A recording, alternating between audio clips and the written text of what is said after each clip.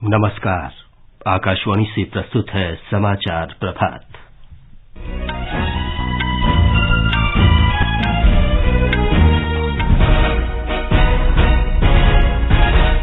प्रधानमंत्री नरेंद्र मोदी आज केरल में वंदे भारत एक्सप्रेस रेलगाड़ी को रवाना करेंगे और कई विकास योजनाओं का शुभारंभ करेंगे। प्रधानमंत्री दोपहर बाद दादरा नगर हवेली, दमन और दीव में भी कई परियोजनाओं का उद्घाटन करेंगे और आधारशिला रखेंगे। कर्नाटक में विधानसभा चुनाव प्रचार जोरों पर। आज विश्व मलेरिया दिवस है। भारत में वर्ष 2015 से 2022 तक मलेरिया के मामलों में 85% से अधिक की कमी। केदारनाथ धाम के कपाट आज से श्रद्धालुओं के लिए खुले और आईपीएल क्रिकेट में दिल्ली कैपिटल्स ने सनराइजर्स हैदराबाद को 7 रन से हराया।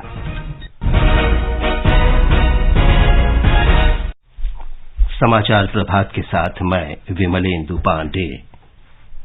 प्रधानमंत्री नरेंद्र मोदी आज तिरुवनंतपुरम सेंट्रल स्टेशन पर केरल की पहली वंदे भारत एक्सप्रेस रेलगाड़ी को रवाना करेंगे। प्रधानमंत्री केरल में 3,200 करोड़ रुपए से अधिक के विभिन्न परियोजनाओं का शिलान्यास और लोकार्पण भी करेंगे। एक रिपोर्ट। तिरुवनंतपुरम से कासरगोड के बीच चलने वाली यह वंदे भारत ट्रेन 588 किलोमीटर की दूरी 8 घंटे 5 मिनट में तय करेगी। यह ट्रेन कोल्लम, कोट्टायम, एर्नाकुलम टाउन, त्रिशूर, शोरनूर, कोझिकोड और कन्नूर स्टेशनों पर रुकेगी। राजधानी एक्सप्रेस की तुलना में यह वंदे भारत ट्रेन यात्रियों को लगभग 1 घंटा पहले अपने गंतव्य तक पहुंचाएगी। इसके अलावा प्रधानमंत्री कोच्चि वाटर मेट्रो राष्ट्र को समर्पित करेंगे। यह वाटर मेट्रो कोच्चि और उसके आसपास के 10 द्वीपों को जोड़ेगी। वंदे भारत ट्रेन और कोच्चि वाटर मेट्रो की शुरुआत होने से इस क्षेत्र में पर्यटन के साथ साथ आर्थिक विकास को भी बढ़ावा मिलेगा। दीपेंद्र कुमार, आकाशवाणी समाचार, तिरुवनंतपुरम। प्रधानमंत्री नरेंद्र मोदी आज दोपहर बाद सिलवासा, दादरा और नगर हवेली में 4,800 करोड़ रुपए की लागत के विभिन्न परियोजनाओं का उद्घाटन और शिलान्यास करेंगे। प्रधानमंत्री सिलवासा में नमो आयुर्विज्ञान शिक्षा और अनुसंधान संस्थान राष्ट्र को समर्पित करेंगे। प्रधानमंत्री सिलवासा के निकट सायली गांव में एक जनसभा को संबोधित करेंगे और कई विकास कार्यों का शुभारंभ करेंगे। शाम को प्रधानमंत्री केंद्र शासित दमन नगर में 16 किलोमीटर लंबा एक रोड शो करेंगे। राष्ट्रपति द्रौपदी मुर्मू ने कहा है कि डेयरी उद्योग का देश की खाद्य और पोषण सुरक्षा सुनिश्चित करने में महत्वपूर्ण भूमिका है। वे कल हरियाणा में करनाल में राष्ट्रीय डेयरी अनुसंधान संस्थान के दीक्षांत समारोह को संबोधित कर रही थीं। इस अवसर पर उन्होंने कहा कि डेयरी क्षेत्र का देश के सकल घरेलू उत्पाद में लगभग 5% योगदान है और ये देश में लगभग 8 करोड़ परिवारों को आजीविका देता है। राष्ट्रपति ने कहा कि गाय और अन्य मवेशी भारतीय समाज और परंपरा का अभिन्न हिस्सा है। उन्होंने कहा कि देश में डेयरी उद्योग के प्रबंधन में महिलाएं महत्वपूर्ण भूमिका निभा रही हैं। कर्नाटक विधानसभा चुनाव के लिए सभी दलों और निर्दलीय उम्मीदवारों ने प्रचार तेज कर दिया है। सत्तारूढ़ भारतीय जनता पार्टी आज से 2 दिन का धुआंधार प्रचार अभियान शुरू कर रही है। केंद्रीय मंत्रियों सहित पार्टी के वरिष्ठ नेता इन 2 दिनों में सभी विधानसभा निर्वाचन क्षेत्रों में जाएंगे और जनसंपर्क करेंगे। भाजपा के वरिष्ठ नेता और गृह मंत्री अमित शाह पार्टी अध्यक्ष जेपी नड्डा राज्य में रहकर पार्टी के चुनाव अभियान का नेतृत्व कर रहे हैं। मुख्यमंत्री बसवराज बोम्मई का आज भी विभिन्न स्थानों पर चुनावी रैलियों को संबोधित करने का कार्यक्रम है। केंद्रीय मंत्री राजनाथ सिंह, निर्मला सीतारमण और उत्तर प्रदेश के मुख्यमंत्री योगी आदित्यनाथ कल राज्य के विभिन्न स्थानों पर जनसभाओं को संबोधित करेंगे। कांग्रेस पार्टी से उनके राष्ट्रीय अध्यक्ष मल्लिकार्जुन खड़गे चुनाव प्रचार का नेतृत्व कर रहे हैं। पार्टी के प्रदेश अध्यक्ष डीके शिव कुमार और वरिष्ठ नेता सिद्धारमैया विभिन्न स्थानों पर चुनावी रैलियों को संबोधित करेंगे। कांग्रेस महासचिव प्रियंका गांधी आज 2 स्थानों पर पार्टी प्रत्याशियों के लिए प्रचार करेंगी। जेडीएस के लिए उनके शीर्ष नेता देवेगौड़ा पार्टी उम्मीदवारों के लिए प्रचार करेंगे। वहीं आम आदमी पार्टी के वरिष्ठ नेता इमरान हुसैन आज विभिन्न स्थानों पर पार्टी प्रत्याशियों के लिए मतदाताओं से जनसंपर्क करेंगे। जितेंद्र द्विवेदी, आकाशवाणी समाचार, बेंगलुरु। विज्ञान और प्रौद्योगिकी मंत्री डॉक्टर जितेंद्र सिंह ने पूर्वोत्तर जम्मू कश्मीर और लद्दाख के विश्वविद्यालयों तथा नए उभरते क्षेत्रों में स्टार्टअप अनुसंधान और विकास गतिविधियों को बढ़ावा देने के लिए एक विशेष अभियान की घोषणा की है। बुनियादी ढांचा और वैज्ञानिक सुविधाओं के साथ स्टार्टअप, अनुसंधान और विकास गतिविधियों को बढ़ावा दिया जाएगा।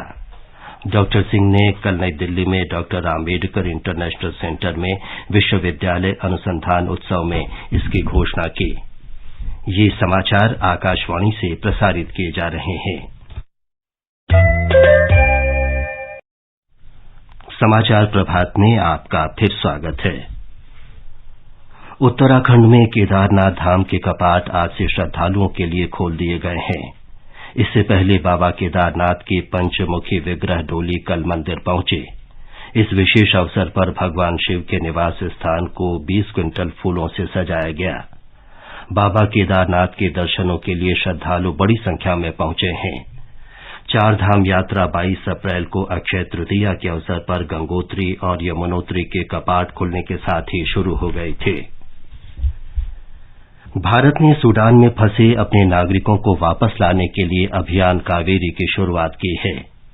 विदेश मंत्री डॉक्टर सुब्रमण्यम जयशंकर ने बताया कि लगभग 500 भारतीय सूडान बंदरगाह पहुंच गए हैं। उन्होंने कहा कि भारतीय जहाज और विमान नागरिकों को स्वदेश लाने के लिए तैयार हैं। विदेश मंत्री ने कहा कि भारत सरकार सूडान में अपने नागरिकों की सहायता के लिए प्रतिबद्ध है। संयुक्त राष्ट्र महासचिव अंतोनियो गुतरश ने आगाह किया है कि सूडान में युद्धरत पक्षों की हिंसा पूरे क्षेत्र में फैल सकती है। श्री गुतरश ने बहुपक्षवाद पर आयोजित संयुक्त राष्ट्र सुरक्षा परिषद की बैठक में कहा कि सूडान में स्थिति लगातार बिगड़ती जा रही है। उन्होंने कहा कि हिंसा बंद होनी चाहिए, नहीं तो ये सूडान के भीतर और पूरे क्षेत्र को चपेट में लेते हुए आगे तक फैल सकती है। सूडान में 10 दिन से चल रहे संघर्ष में कम से कम 427 लोगों की मृत्यु हो चुकी है और लगभग 4000 घायल हो गए हैं। अब सुनिए आकाशवाणी की लोकप्रिय कार्यक्रम प्रधानमंत्री की मन की बात पर आधारित विशेष श्रृंखला। आज की कड़ी का विषय है बाल मन की झलक। लोग, आवाज और सीधा संवाद, यानी आपके हम सबके मन की बात। जी हां, ऐसे ही करोड़ों लोगों से जुड़ जाते हैं हमारे प्रधानमंत्री हर महीने मन की बात प्रोग्राम के साथ। आकाशवाणी पर यह सिलसिला इस महीने यानी अप्रैल में 100वीं कड़ी के साथ जारी रहेगा। इसे विशेष मौके पर मन की बात कार्यक्रम से प्रधानमंत्री के चुनिंदा संबोधनों को फिर से प्रस्तुत किया जा रहा है।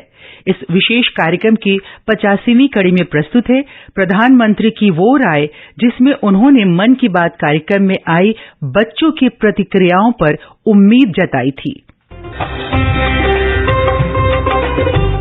मन की बात कार्यक्रम पर प्रधानमंत्री को सीधे और आकाशवाणी को भी ढेरों प्रतिक्रियाएं आती रही हैं। दिसंबर 2021 तक करीब 1 करोड़ बच्चों ने प्रधानमंत्री को पोस्ट कार्ड के जरिए प्रतिक्रियाएं भेजी थी। उन प्रतिक्रियाओं को पढ़कर प्रधानमंत्री बेहद उत्साहित हुए।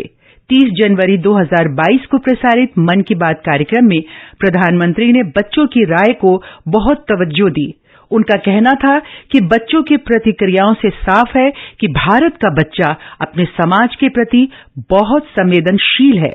ये संजीदापन इस तथ्य को जाहिर करता है कि भारत का भविष्य बहुत उज्जवल है।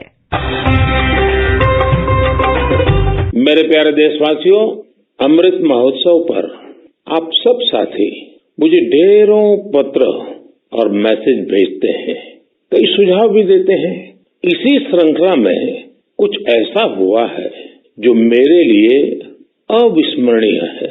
मुझे 1 करोड़ से ज्यादा बच्चों ने अपने मन की बात पोस्टकार्ड के जरिए लिखकर भेजी है। ये 1 करोड़ पोस्टकार्ड देश के अलग अलग हिस्सों से आए हैं, विदेश से भी आए हैं। समय निकालकर इनमें से काफी पोस्टकार्ड को मैंने पढ़ने का प्रयास किया है। इन पोस्टकार्ड्स में इस बात के दर्शन होते हैं कि देश के भविष्य के लिए हमारी नई पीढ़ी की सोच कितनी व्यापक और कितनी बड़ी है।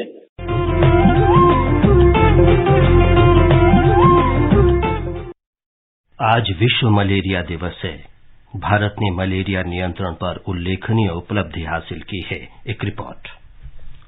केंद्रीय स्वास्थ्य मंत्री मनसुख मांडविया ने कहा है कि वर्ष 2015 से 2022 के दौरान भारत में मलेरिया से जुड़े मामलों में 85.1% की कमी आई है। उन्होंने बताया कि मलेरिया से जान गंवाने वालों की संख्या 83.36% तक घटी है। मलेरिया पर नियंत्रण के लिए भारत में यह बड़ी उपलब्धि है। विश्व मलेरिया दिवस मलेरिया को नियंत्रण करने के वैश्विक प्रयासों को मान्यता देने के लिए हर वर्ष 25 अप्रैल को विश्व मलेरिया दिवस मनाया जाता है। यह मलेरिया की रोकथाम और नियंत्रण के लिए निरंतर निवेश और राजनीतिक प्रतिबद्धता की आवश्यकता को उजागर करने का अवसर है। वर्ष 2007 में संगठन के सदस्य देशों ने विश्व मलेरिया दिवस की स्थापना की थी। इस वर्ष का विषय है मलेरिया का पूर्ण उन्मूलन, निवेश, नवाचार, कार्यान्वयन। मलेरिया परजीवियों से होने वाली बीमारी है जो संक्रमित मादा एनोफिलीज मच्छरों के काटने से फैलती है। समाचार कक्ष से श्री राम शर्मा। आईपीएल क्रिकेट में आज अहमदाबाद में नरेंद्र मोदी स्टेडियम में गुजरात टाइटंस और मुंबई इंडियंस के बीच मुकाबला होगा। हैदराबाद में दिल्ली कैपिटल्स ने कल सनराइजर्स हैदराबाद को 7 रन से हरा दिया। दिल्ली कैपिटल्स के 145 रन के जवाब में सनराइजर्स हैदराबाद निर्धारित 20 ओवर में 6 विकेट पर 137 रन ही बना सके। इंडोनेशिया में सुमात्रा द्वीप के पश्चिम में आज 7.3 तीव्रता का भूकंप आया। भूकंप के कारण करीब 2 घंटे तक सुनामी की चेतावनी जारी की गई। अधिकारियों को प्रभावित क्षेत्र के निवासियों को तुरंत तट से दूर जाने के निर्देश दिए गए। ये समाचार हमारी वेबसाइट newsonair.gov.in/hindi पर भी उपलब्ध हैं। और अब समाचार पत्रों की सुर्खियों के साथ हैं विशाल शर्मा। धन्यवाद विमलेंदु। हिंसाग्रस्त सूडान से भारतीयों को निकालने के लिए ऑपरेशन कावेरी अखबारों की बड़ी खबर है। आज अमर उजाला की सुर्खी है 500 भारतीय सूडान पोर्ट पहुंचे, जल्द पहुंचेंगे भारत, वायुसेना और नौसेना तैयार। विदेश राज्य मंत्री वी मुरलीधरन की देखरेख में सूडान में फंसे भारतीयों को वापस लाया जाएगा। प्रधानमंत्री का केरल दौरा अखबारों की दूसरी बड़ी खबर है। हिंदुस्तान ने प्रधानमंत्री के हवाले से लिखा है, हमारा देश पूरी दुनिया को बदल सकता है। कर्नाटक विधानसभा चुनाव की सरगर्मियां अखबारों के मुख पृष्ठ पर हैं। राजस्थान पत्रिका लिखता है, विपक्षी एकता की कोशिशें तेज, फिर भी राह इतनी आसान नहीं। कई मुद्दों पर सहमति बनी, टकराव भी जारी। सबसे बड़ा सवाल, क्या दल करेंगे अपनी सीटों का त्याग? कौन होगा नेता? दैनिक जागरण की महत्वपूर्ण खबर है, ई श्रम पोर्टल से प्रवासियों के परिवारों को भी लाभ। दूसरे राज्यों में कामगारों के बच्चों को शिक्षा और महिला केंद्रित योजनाओं का मिल सकेगा लाभ। पंजीकृत कामगार इस पोर्टल से रोजगार के अवसर, कौशल विकास, पेंशन योजना समेत कई सुविधाएं ले सकेंगे। नव भारत टाइम्स की सुर्खी है, ज्यादा पेंशन के मुद्दे पर कर्मचारी भविष्य निधि संगठन ईपीएफओ का नया सर्कुलर, ज्यादा पेंशन पाने के लिए आवेदन की अंतिम तिथि 3 मई। विश्व मलेरिया दिवस पर हिंदुस्तान का कहना है, मच्छरों के डंक से कमजोर हो रही है अर्थव्यवस्था। भारत, पाकिस्तान, वेनेजुएला, सूडान और ब्राजील में इलाज पर हो रहा ज्यादा खर्च। विश्व बैंक की रिपोर्ट के अनुसार दुनिया की लगभग आधी आबादी को मलेरिया का खतरा। राजस्थान पत्रिका विकास की उड़ान शीर्षक से लिखता है, फ्लाईओवर पर खड़े होंगे विमान, नीचे दौड़ेंगे 4 व्हीलर। दिल्ली में आईजीआई एयरपोर्ट पर बन रहा है देश का पहला एलिवेटेड क्रॉस टैक्सीवे। 60% काम सितंबर तक होने के आसार। एक सर्वेक्षण के हवाले से लोक सत्य का कहना है, 100 करोड़ लोगों ने सुनी आकाशवाणी के कार्यक्रम प्रधानमंत्री के मन की बात। नियमित रूप से 23 करोड़ लोग सुनते हैं ये कार्यक्रम। देश के 96% लोगों को है इस कार्यक्रम की जानकारी। अंत में मुख्य समाचार एक बार फिर। प्रधानमंत्री नरेंद्र मोदी आज केरल में वंदे भारत एक्सप्रेस रेलगाड़ी को रवाना करेंगे और कई विकास योजनाओं का शुभारंभ करेंगे। प्रधानमंत्री दोपहर बाद दादरा नगर हवेली, दमन और दीव में भी कई परियोजनाओं का उद्घाटन करेंगे और आधारशिला रखेंगे। कर्नाटक में विधानसभा चुनाव प्रचार जोरों पर। आज विश्व मलेरिया दिवस है। भारत में वर्ष 2015 से 2022 तक मलेरिया के मामलों में 85% से अधिक की कमी आई। और केदारनाथ धाम के कपाट आज से श्रद्धालुओं के लिए खुले। और आईपीएल क्रिकेट में दिल्ली कैपिटल्स ने सनराइजर्स हैदराबाद को 7 रन से हराया। इसके साथ ही समाचार प्रभात का ये अंक समाप्त हुआ। नमस्कार।